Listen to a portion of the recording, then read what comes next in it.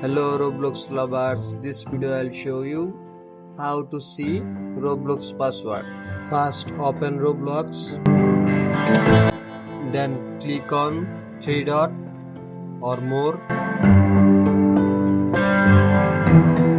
scroll down and go to settings,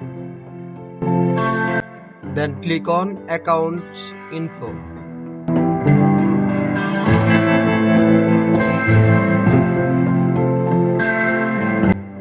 Click on password.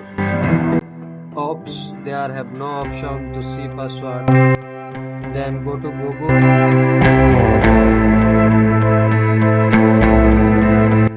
Click on manage your Google account.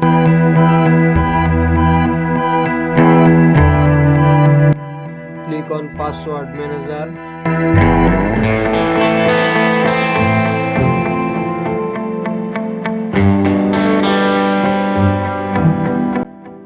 Then scroll down and tap on Roblox. If this video helped you, don't forget to like and subscribe my channel. Thank you.